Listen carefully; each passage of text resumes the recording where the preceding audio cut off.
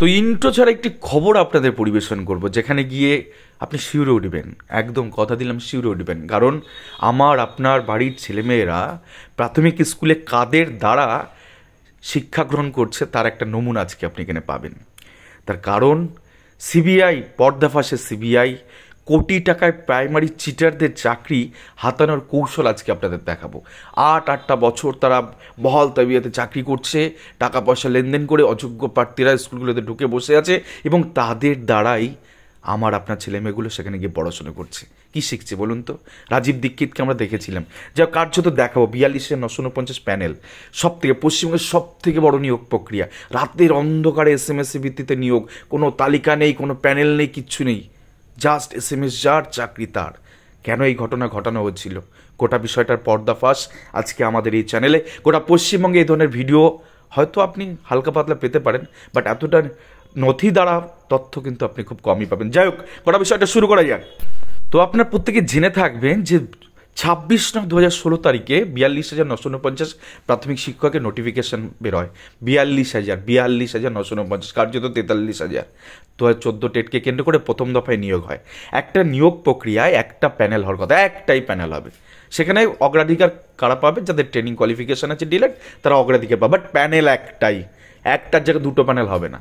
কার্যত প্রাথমিক শিক্ষা পর্ষদ এই যে চার্টার্ড অ্যাকাউন্ট ফার্ম, যাদের কোনো এক্সপিরিয়েন্স নেই, রীতিমতন তারা জানেই না বিষয়টা কী করে প্যানেল করতে হবে, তাদেরকে দিয়ে ওএমআর রেভলিউশন এবং প্যানেল করিয়েছে। এবং রাতের অন্ধকারে SMS, আমি দেখাবো আজকে আপনাদের SMS কী করে রাতের অন্ধকারে গেছে, এপিসি ভবন থেকে তালিকা তৈরি কী করে হয়েছে, কী করে গেছে এস্ট্রয় বাসু কোম্পানি, যারা ওএমআর প্রস্তুতকারক সংস্থা, ওএমআর রেভলিউশন প্যানেল তৈরিকারী সংস্থা, তাদের কাছে কী করে গেছে, সেখান থেকে প্যানেল হয়ে প্যানেলভুক্ত হয়ে কী করে প্রার্থীরা এপিসি ভবনে গেছেন এবং কার্যত ডিপিএসসি থেকে যে চাকরিগুলো হয়েছে। দেখুন তালিকাগুলো একবার দেখুন। যেখানে একটি মাত্র তালিকা হওয়ার কথা, সেখানে 3টি তালিকা হবার পর ট্রেন, আনট্রেন এবং আদার দেন বাংলা মিডিয়াম, বিভিন্ন মিডিয়ামের যারা আছে, তারপরে 6/4/2017 402 জন ক্যান্ডিডেট 13টা জেলার, তারপর 4/6/2017 380 ক্যান্ডিডেট 5টা জেলার, তারপর 8/4/2017 267টা ক্যান্ডিডেট একটা জেলার, তারপর 5/5/2017 244 জন ক্যান্ডিডেট 20টা জেলার, অ্যাডিশনাল 1 ডিস্ট্রিক্ট 17 ক্যান্ডিডেট 6, এরকম করে করে দেখুন, শুধু তালিকাটা দেখুন, ধাপে ধাপে প্যানেল গেছে, লিস্ট গেছে, রাতারাতি প্যানেলভুক্ত হয়েছেন, চাকরি পেয়েছেন। যেখানে 1 বছর পরে এক্সপায়ারি হয়ে যাওয়ার কথা, 2017 সালে যদি মেন প্যানেল আসে, তার কার্যত 18 সালে শেষ, তারপরে দেখুন নিয়োগ চলেছে। 2019 সালে কি কোথাও গিয়ে 2016 জন ক্যান্ডিডেট নিয়োগ পেয়েছে 18টা জেলায়। ফেলো করি মাখো তেল, এই তো চলেছে প্রাইমারি নিয়োগে। এটা আমি বলছি না, যারা প্রস্তুত করেছে এস্ট্রয় বাসু কোম্পানি, তাদের সাবমিশন এটা, তারা এটা দিয়েছে কোর্টে এটা জমা দিয়েছে, মামলাকারীরা হাতে পেয়েছে, এই জিনিসটা তাদের দেওয়া এস্ট্রয় বাসু কোম্পানির রিপোর্ট। এটা আসবো সিবিআই রিপোর্টে। এবার এই যে অ্যাডিশনাল প্যানেল মানে কি? অতিরিক্ত তালিকা।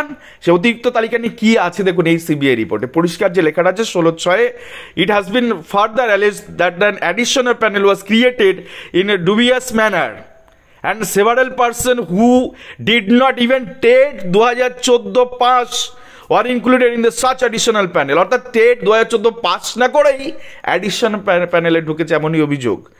The complete selection process clearly shows favoritism and nepotism in the selection process। অর্থাৎ স্বজন পোষণ হয়েছে, নিজের প্রার্থীদের গুজে দিয়েছে, ওখানে গুজে দিয়েছে পশ্চিমবঙ্গের বিভিন্ন স্কুলে। এই জিনিস চলেছে, এন্টার প্রক্রিয়া এই জিনিস চলেছে, তারই রিফ্লেকশন এই সিবিআই রিপোর্টে এসে। সিবিআই তো পরে এসছে মার্কেটে, তার আগে তো মামলাকারীরা মামলাগুলো দায়ের করেছে, তার ভিত্তিতেই তো এই ঘটনাগুলো সামনে এসে।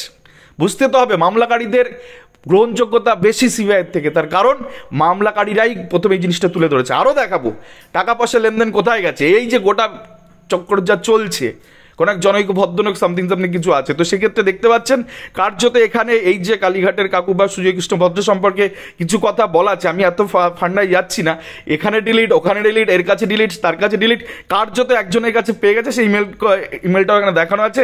দেন লাস্টে লাইনটা দেখুন, 17/5 লাস্টে লাইনটা দেখুন, এগুলো কিন্তু ইনভেস্টিগেশনের রিপোর্ট। কি বলছে? It has been confirm by the secretary, কোথাকার secretary? West Bengal board of primary education, তার সচিব রত্না বাগচি ম্যাডাম এই কথা তিনি বলেছেন, তিনি কনফার্ম করেছেন। West Bengal board of primary এডুকেশনের রত্না বাগচি সেক্রেটারি কনফার্ম করেছেন যে 51 candidate out of the set list, 157 যে লিস্ট তার পাঠিয়েছিল তার মধ্যে 51 জন candidate have been appointed as a primary teacher. পশ্চিমবঙ্গের স্কুলকে ঢুকে গেছে ঘুরপথে, বেপথে, ব্যাকডোরে ঢুকে গেছে। কনফার্ম করেছে কে? আরসে বাগচি ম্যাডাম। আরো আছে, নিচে তাকান, আরো কনফার্ম করেছে। আরো যে 85 জনের লিস্ট পাঠিয়েছে তার মধ্যে 10 জন ক্যান্ডিডেট চাকরি পেয়েছে। এই জিনিস চলেছে র্যান্ডামলি চলেছে। যেমন মূল প্যানেলে আসে যায়, মূল প্যানেলে যদি আপনি ধরে ধরে আলোচনা করেন না বাস, তাহলে গোটা বিষয়টা ক্লিয়ার হবে কি করে ডিপ্রাইভ করা হচ্ছে। জাস্ট আপনাদের একটা জিনিস দেখবো, দুটো ডিস্ট্রিক্ট আপনাদের হাতে তুলে দিচ্ছি। আমি এই জিনিস বানাইনি, এই জিনিস বানিয়েছে প্রাথমিক শিক্ষা পর্ষদ এবং ওয়েবসাইটে পাবলিশ করেছে। 23-5 কাট অফ যা দেয়নি, 7-8 বছর পরে দিয়েছে 23-5 কাট অফ। দুটো ডিস্ট্রিক্ট দেখায়, একটা হচ্ছে শিলিগুড়ি, একটা হচ্ছে জলপাইগুড়ি। দেখতে পাচ্ছেন জেনারেল, ওই ডান দিকে যা লেখা আছে এক্সাম এগুলো ভুলে যান, এগুলো ফান্ডা অনেক বোঝাতে গেলে সময় লাগবে। ক্লিয়ার কাট হচ্ছে জেনারেলের কাট অফ 12.779। ভাবুন জেনারেল আনরিজার্ভ ওপেন ক্যাটাগরি, তার কাট অফ 12.779। সেখানে ওবিসি এ 12.971, জেনারেলের থেকে বেশি। ওবিসি বি 16.416, তার থেকে বেশি। এসসি 16, এসটি 13, সবাই জেনারেলের থেকে সবার নাম্বার বেশি। তারা কেউ জেনারেলে যেতে পারলো না, তারা নিজের ক্যাটাগরিতে থেকে গেল। হয় এটা পশ্চিমবঙ্গে একটা নিয়োগ প্রক্রিয়া, ছেলে খেলা, ফাজলামো। পরেরটা চলে আসেন জলপাইগুড়ি, সেম 11.805 হচ্ছে জেনারেল কাট অফ, সেখানে সব ক্যাটাগরি কাট অফ বেশি। কি করে সম্ভব? সম্ভব। দেখায়, দেখুন ভালো করে লক্ষ্য করুন। এন্টার 42,949 যে ব্রেকআপ তালিকা 28/11/2022 থেকে এরা দিয়েছে, অ্যানালাইসিস করে যেটা বেরিয়েছে ভালো করে দেখুন। Unreserve seat, general seat, open category seat as per notification ছিল 22,000 মতন। সেখানে 21,657 জন জেনারেলকে পুশ করা হয়েছে জোরপূর্বক। কারণ এরা এই এসআইবাসী কোম্পানিরা জানতো না যে এমআরসি বলে একটা কথা আছে, যে যাদের মানে ক্যাটাগরিতে যাদের মানে মেরিট রয়েছে তারা যে এখানে ঢুকতে পারে এটা তারা জানতো না। তারা এসসি মানে এসসি বুঝেছে, এসসি মানে এসসির মধ্যে রেখেছে, এসটি মানে এসটির মধ্যে রেখেছে, ওবিসি মানে ওবিসির মধ্যে রেখেছে। কত বড় বঞ্চনা ভাবতে পারেন। আর্টিকেল 14, 16, 21 রিজার্ভেশন এগুলো কিচ্ছু মানে নেই প্যানেলে। গোটা 22,000 সিট 21,657 জনকে ঢুকিয়ে দিয়েছে জেনারেল। বোঝো ঠেলা। এই যে ধরুন এসসিতে যে মাত্র 9,000 চাকরি পেয়েছে, ওবিসিতে 5,000 চাকরি পেয়েছে, ওবিসি বিতে 4,000 চাকরি পেয়েছে, এরা সবাই ঢুকে যাওয়ার কথা এই 21,000-এর মধ্যে। দেন এখানে আরো নিচে প্রার্থীরা এখানে আসতে পারতো। চরম বঞ্চনা। এবার আরো আপনাদের ফান্ডা খুলে বলি। 26/9/2016 তারিখে একটা নোটিফিকেশন ভিত্তিতে 42 নিয়োগ হয়। তার ঠিক অনেক দিন পরে, অর্থাৎ 2/11/2017, 26 প্রায় 11 মাস পরে এইরকম একটা নোটিফিকেশন দিয়ে কার্যত ঘুরপথে প্রার্থীদের ঢোকানো হয়। এইরকমভাবে একটা কনসিডার কেন একটা রিক্রুটমেন্টেরা যা ফেল করে, জানুন কি লেখা আছে দেখুন নোটিফিকেশনে, the TET qualified candidate who have not been empanel, অর্থাৎ যারা চাকরি পায়নি রিক্রুটমেন্টে বসে 26-এর জন্য এই 42,949 বসে, তাদের কি বলছে, তারা আসো, এসে নথি জমা দাও, আমি তোমাদেরকে কনসিডার করবো। কেন? তারা কে? কেন তাদেরকে কনসিডার করাবে? একবার রিক্রুটমেন্টে বসে পায়নি না? তারা কারা? না 14-16 ব্যাচ।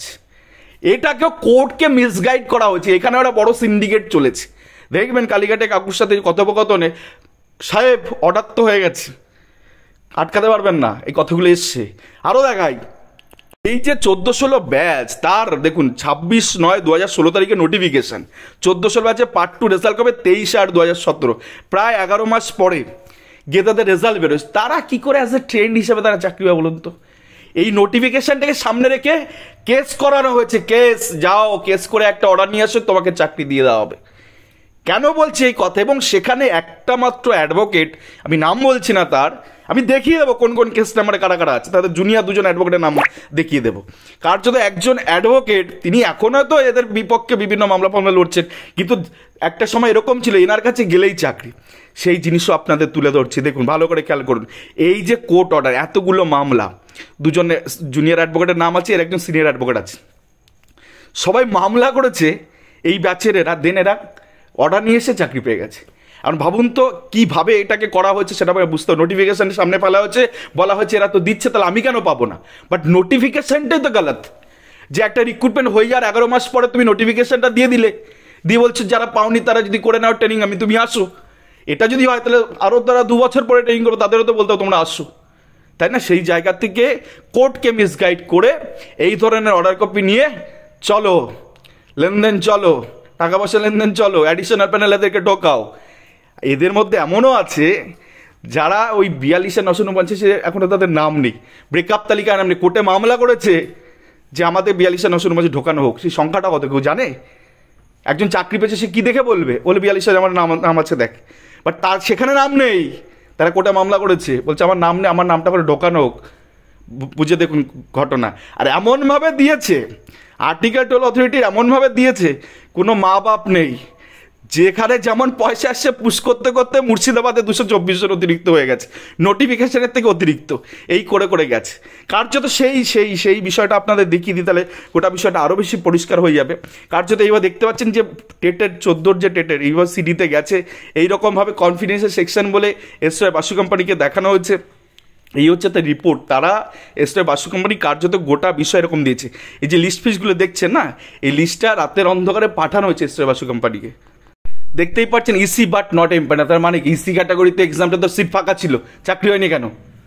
ঘুর পথে সমীকরণ কষে এই ইমেল মারফত এগুলোকে এইরকম ধরনের লিস্ট পাঠিয়ে দেওয়া হয়েছে এসআই বাসু কোম্পানি। কারা পাঠিয়েছে? প্রাথমিক শিক্ষা পর্ষদ। কার্যত এন্টার তালিকা যেটা আপনাদেরকে হাপ করে দেখাচ্ছি, এই গোটা তালিকা এই সমস্ত কিসের মধ্যে দিয়ে গেছে জানেন? একটা ইমেল ওদের সাথে চালাচালি হয়েছে এবং এরকম লিস্ট তার নিচে অ্যানেক্স করে এই ধরনের লিস্ট পাঠিয়েছে কাকে? এসআই বাসু কোম্পানি, যে এদেরকে প্যানেলভুক্ত করতে হবে করে দিয়ে অ্যাডিশনাল প্যানেল, এখানে একটা প্যানেল হওয়ার কথা, সেখানে অ্যাডিশনাল প্যানেল। এই রাতের অন্ধকারে এই জিনিসগুলো চলেছে। আপনাদের দেখাবো একটা দুটো জিনিস, আপনার মাথা খারাপ হয়ে যাবে গোটা বিষয় দেখে। তো দেখুন আরসিআই থেকে বিভিন্ন নাম্বারগুলো যদি আপনি দেখবেন, 1300, 1900, 2500 ফুল মার্কস, এগুলো 2635, 2635, 2500, 2400। আমি জানি না ডিএলএড স্পেশাল এডুকেশনের ক্ষেত্রে এই ধরনের নাম্বার হয় না। 1200, 2800, 1000, 2635, 3225, 2635, 2000, মানে কোনো মা বাপ নেই। মানে একটা ফুল মার্কসের তো একটা ব্যাপার থাকে, সেখানে 2635 ভাবুন। এই ধরনের জিনিসগুলো গোটা বিষয় নিয়ে গেছে। সারা গোটা ভারতবর্ষে বিভিন্ন ডিগ্রি অ্যাসেম্বল করে এই রিক্রুটমেন্টে ঢোকানো হয়েছে। তাও আপনাদের দেখাবো কার্যত কারা এইভাবে গোটা বিষয়টা এসছে। এই যে ধরুন যে ইমেল চালাচালিয়েছে, দেখুন কোথাকার ডিপ্লোমাগুলো, কোথাকার ত্রিপুরা, বিহার, কর্ণাটকা, ত্রিপুরা, কর্ণাটকা, নাগাল্যান্ড, জম্মু কাশ্মীর, কর্ণাটক, মধ্যপ্রদেশ, উড়িষ্যা, ঝাড়খণ্ড, জম্মু কাশ্মীর, সব গোটা পশ্চিমবঙ্গের ছেলেমেয়ে এখানে ডিগ্রি না করে সারা ভারতবর্ষের ডিগ্রি করে। যাই হোক, আরও দেখায় কতটা ইনকমপ্লিট লিস্ট এরা পাঠিয়েছে। তাদেরকে কী করে পুশ করলে তো বলা খুব মুশকিল। দেখুন এখানে তোর বাবার নাম নেই, বাবা নেই, এদের বাবা নেই। দেন এরা কোন মিডিয়ামে করছে, কোন কাস্টে, সেটাও নেই। ওদের কাস্টও নেই, বাবাও নেই, চাকরি পেয়ে গেছে এরকমভাবে। বাবাহীন ছেলেমেয়েরা চাকরি পেয়ে গেছে, ফাঁকা থেকে এই লিস্ট পাঠিয়ে দিচ্ছে। কোন ডিস্ট্রিক্ট অপটেড সেটাও দেখুন একটাতে নেই, কোন ডিস্ট্রিক্টে সে অ্যাপ্লাই করেছে সেটাও নেই। কার যদি এই ধরনের জিনিসগুলো করে এই ধরনের তালিকা এইভাবে ইমেলগুলো গেছে। অ্যাডিশনাল প্যানেল বলে দাও চাকরি দাও। এইবার একটা জিনিস আপনাদের দেখাই যে প্যানেলটা কিভাবে প্রস্তুত হয়েছে। এই হচ্ছে প্যানেল, যেটা আপনারা আগে দেখেননি। 42,949 এইভাবে প্যানেলগুলো তৈরি করা হয়েছে এবং একই সেম ম্যানারে করা হয়েছে। কেন বলছি 42 একটা ফাপড়ে পড়বে, তার কারণ একটা ছোট রিজার্ভেশন রুলটা কী করে মানেনি আপনাদের পরিষ্কার একটা জায়গায় দেখিয়ে দেবো যে কী করে এই জিনিস, এই যন্ত্রণাগুলো করেছে এবং প্রায় 12,000 প্রার্থী ডিপ্রাইভ কী করেছে তার ছোট্ট সমীকরণ আপনাদের দেখো। এই যে দেখুন, এটা ধরুন কোচবিহারের বাংলা মিডিয়ামের panel, unreserved SC, OBC, unreserved, এখানে পর দেওয়া আছে। এবার যেটা আপনাদের দেখাবো যে জায়গা থেকে আমরা বলছি যে রিজার্ভেশনটা মানা হয়নি, তার কারণ জেনারেল মানে তো ওপেন ক্যাটাগরি, আনরিজার্ভ সিট, সেই জায়গায় কেন একজন এসসি এসটি যদি নাম্বার বেশি থাকে, ওবিসি নাম্বার বেশি থাকে, সেই জেনারেলে কেন ঢুকবে না? একটা ম্যানারে আপনাদেরকে পরিষ্কার বলে দিই, তাহলে বিষয়টা গোটা প্যানেলে কী হচ্ছে একটা ধারণা করতে হবে। দেখুন এইটা south 24 Parganas, Bengali medium, unreserved, জেনারেলের নাম্বার কত ছিল হচ্ছে 26, লাস্ট কত গেছে 23, নিচে চলে আসুন দেখুন এসসি 28, 27, 25, তাহলে এরা তো সবাই ওখানে মাইগ্রেট করবে, এমআরসি ক্যান্ডিডেট তো, বাট করেনি না, ট্রেন প্যানেলে করেছে না আনট্রেন প্যানেলে করেছে। দেখুন কেউ এখানে যায়নি। ধরুন ওবিসি বি যে আছে, তার নাম্বার দেখুন 29, আর ওখানে গেছে 23 জেনারেলে, তাহলে এরা তো শিফট হয়ে যাওয়ার কথা, মাইগ্রেট করায়নি এরা।